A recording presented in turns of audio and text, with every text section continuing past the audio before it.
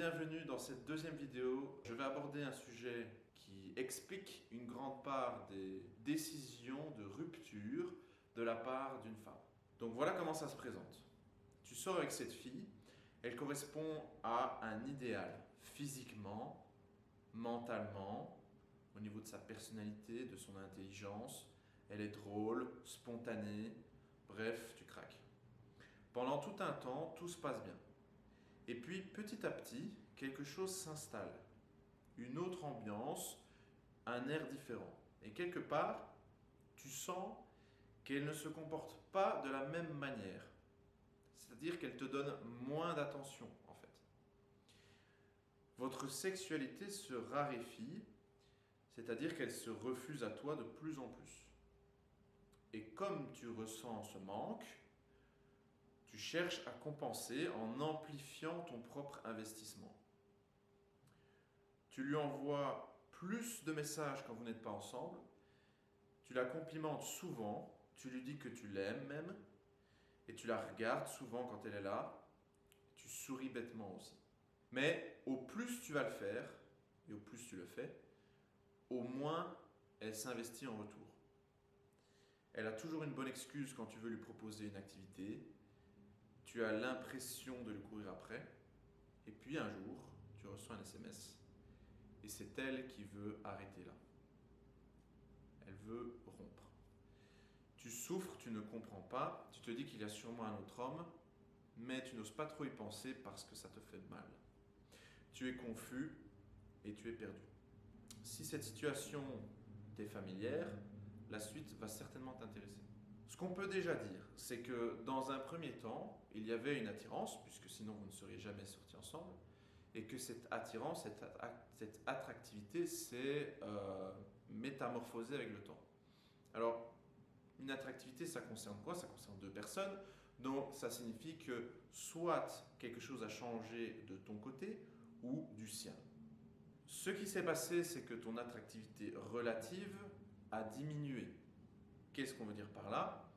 C'est que soit elle, en te comparant à d'autres hommes, s'est rendu compte, au bout d'un certain temps, que finalement ton attractivité n'était pas ce qu'elle pouvait avoir de mieux, on va dire, ou alors que ton attractivité absolue, donc c'est-à-dire ton attractivité, quoi, a diminué d'elle-même. En fait, en elle-même, elle a diminué.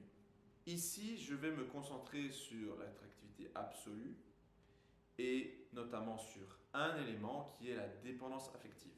Tu es devenu dépendant affectivement, sentimentalement, émotionnellement, tu es devenu dépendant de manière générale de cette personne.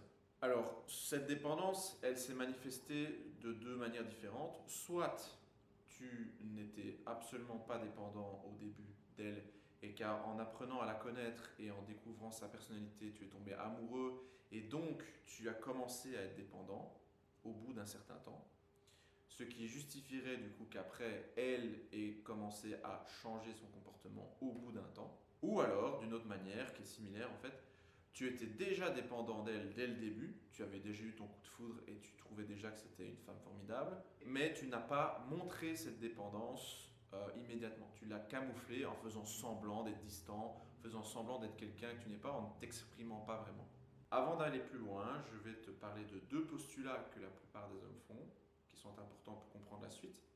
Premier postulat, l'attractivité ne change quasiment pas, donc c'est-à-dire que une fois qu'on a mis les efforts, les premiers efforts, qu'on a montré notre qualité intrinsèque, qu'on a fait rire, que sexuellement tout s'est bien passé et qu'on a reçu éventuellement aussi des compliments pour confirmer que c'était dans la poche, entre guillemets, on a tendance, en tant qu'homme logique de base, à se dire ben voilà, logiquement je lui plais, donc je n'ai plus besoin de faire tellement d'efforts.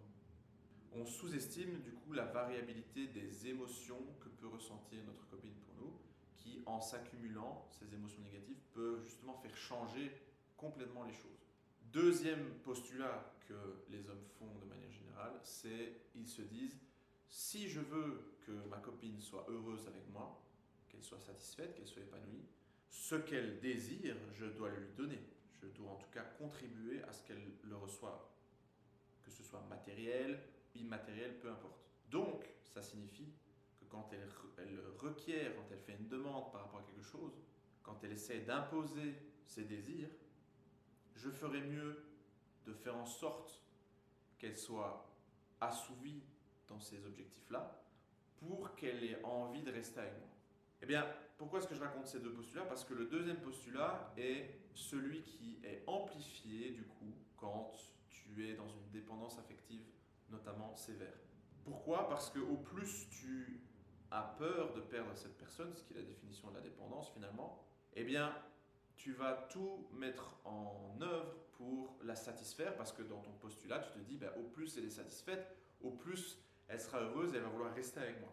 Le fait que tu te donnes complètement pour lui satisfaire tous ses désirs provoque une réaction, provoque une conséquence en parallèle qui va en même temps que cette action-là, qui est le fait que tu ne peux pas simplement prioriser ses décisions, ses désirs, elle, sans enlever, sans faire des concessions sur les tiennes. Ce qui est logique, vous êtes deux individus, il y a forcément des choses qui divergent entre vous. Et le problème avec ça, c'est que elle va s'en rendre compte. Parce que tu vas perdre en spontanéité, tu vas perdre en affirmation de toi, tu vas perdre du coup ton aura et ton charisme.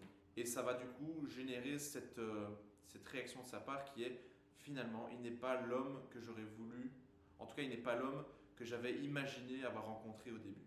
Elle perd un petit peu du respect envers toi. Alors en quoi c'est important? Parce que le respect, à ses yeux, c'est une qualité, enfin c'est un élément indispensable pour elle, pour ressentir, pour être amoureuse de toi en fait. Je n'ai jamais vu de femme qui est amoureuse de son homme sans le respecter. Jamais. Alors, c'est quoi la solution? Spoiler alert, à partir du moment où tu es intéressé par une fille plus que les autres, c'est que tu trouves des qualités rares chez cette personne. Et si ces qualités sont rares, forcément tu as peur de les perdre, parce que tu te dis que les perdre, ça signifie soit les perdre à tout jamais, soit passer beaucoup de temps pour les retrouver.